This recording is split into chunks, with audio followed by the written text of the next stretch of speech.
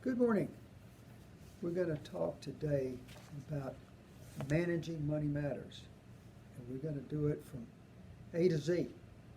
There's a lot of good stuff in here. If you would think before we start, what do you want? Financially speaking, all of us can take some of this information, all of us, and improve our financial situation, our financial health. You won't use everything. You can use at least one thing. It can make a great improvement. You pick it up, you'll see. So what we'll do in this period of time is we'll go through what's called the 5 essential elements of the money management process. And I don't care your age or your financial status, these 5 elements are there for all of us. It's just what degree do we get involved in them. But let's hit it all of them. We'll talk about investing. And think of this, investing and savings. If you're not saving and investing some money somewhere, you just don't have anything to work with. So we'll hit on that, and we'll talk about various ways to do it, where you should be putting it, or things you can put your money into, not where you should be. Then we'll talk about protection. Hey, if I've got something, if I own something, whether it's a house, car, my life, my ability to earn money, I want to protect it. I'd rather an insurance company pay if I have a loss. Third, we're talking about taxes.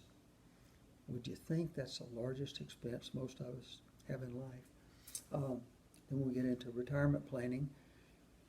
And in my many decades of practicing finance, that is the most frequently requested area that people wanted to talk about, because I was pretty good about this. I didn't go in shooting for explaining what I wanted to talk about. I said, what do you want to talk about? And I would take a menu with me of different options. Retirement, number one. And then finally we'll hit some estate planning ideas.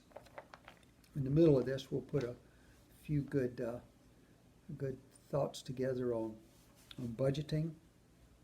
It's really hard to maintain a lifestyle, income, outgo without having a budget. Written plan works. Written plan works. So I'm going to give you an acronym, DEFG. And we'll explain this in the course of this time, but it's a good way to sum it up, what this money management thing is all about. And I'm going to tell you something. This is real world. This is no textbook, pie in the sky version. This is just the way it is. But with the DEFG, the D stands for diversify, and we'll cover that. The E stands for earn, save, spend. That is so powerful. F stands for financial strategy statement, something we will do in the course of this. In fact, we'll almost start with it. And the G stands, my acronym there, that stands for gas. I'm a big drag race fan, and you can pull a 2,000 horsepower car to the line. If you don't put some gas, some fuel in it, it ain't going anywhere. So gas, same for us. It's guidance, advice, and solutions. We want to solve financial and estate planning problems before something happens. Stuff's on the way to all of us. It's just part of living. What we found through the years in our studies is that, now remember, all this is money management, is that it's habits. It's just putting good habits together. This is not much different than going to your health club and deciding that you're just going to do it over and over and over. You all of us know that we can't go January 2nd with resolutions and go back end of the year, Christmas time, and get in a bench press contest, expect to win it. We shouldn't be able to win it because we hadn't trained all year. Same with money management. Get some good things going, some good habits. They last the rest of your life. Good habits. They're hard to implement sometimes, but my gosh, then they stay with us.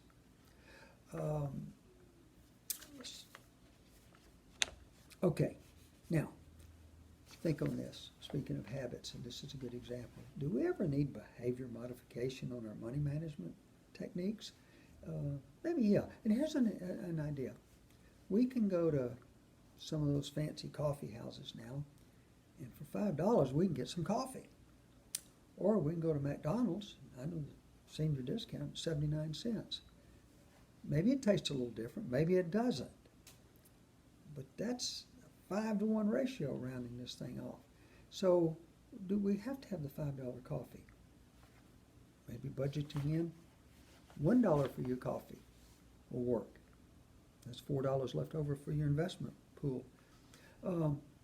What about, I can go to the store and get me a golf shirt for $20, $15, $25 with nothing on it. I can go to one of those upscale stores and have a little gator emblem, same 100% cotton, fits the same, all the different colors to choose from, that little gator emblem, and now I can pay $80. Maybe it's $85, with taxes $90. My gosh, that's 4 or 5 to 1, isn't it? I'd rather have 4 shirts than 1, and the quality can be the same. Behavior modification, maybe we don't need all that stuff. And here's what you'd think. Do I need it or do I want it? Carry this with you with your financial management for the rest of your life. Do I need it or do I want it? Sometimes your want is going to override your need. Need should come first. What we found through the years is small tweaks, just a few little changes here and there, might get you into the new habits. Be thinking, though, as we go through all of this, financially speaking, what do you want? What are you trying to achieve? For instance, one person might sit there and say, I just want to start doing something. Another one says, I want to build a savings account. Another one says, I want an investment portfolio. I want to be an investor. Another one is, I want to save enough money. I want to pay cash for a house or a car, whatever it is. But what is it we want out of this?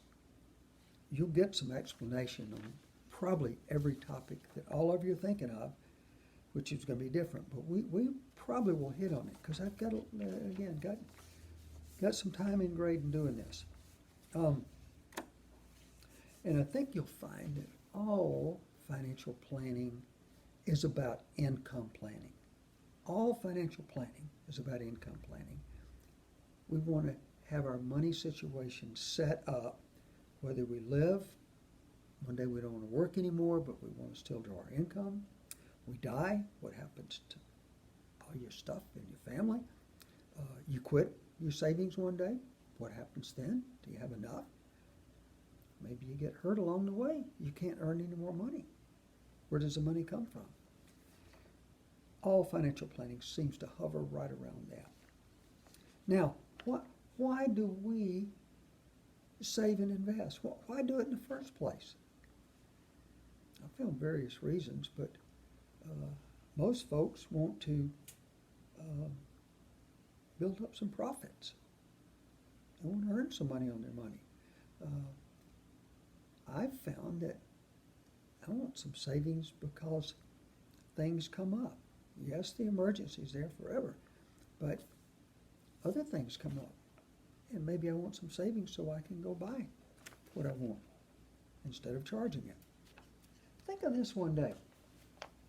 You go out and buy a new car. I ain't bought a new car in so long, I don't know, but maybe it's $40,000. How many hours are you going to have to work to have after tax $40,000? What if you started a savings and investment program and you earn interest? Maybe in a few years you've got the 40 just for that car. You can earmark your savings for specific things, and we'll get into that. We're going to talk about that. So most of us say because we've got a reason, and retirement seems to be the number one issue. Some of us just want to make some profits, or just want to be in the game.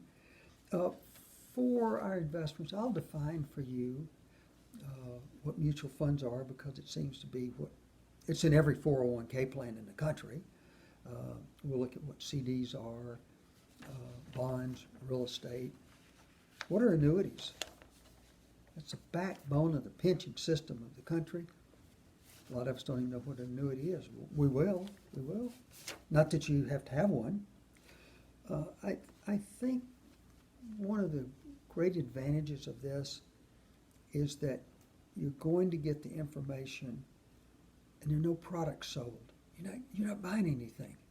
I'll explain the fire out of it.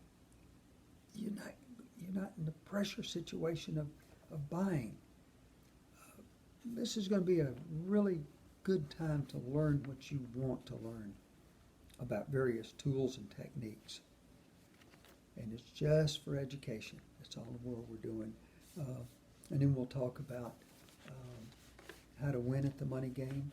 I'd rather win, hadn't you? And how to lose at it too. It's pretty tough out there being a winner all the time. And where do you put your money where you've got a better chance? But first, we'll develop the financial strategy statement that we talked about earlier. And we'll get to that next.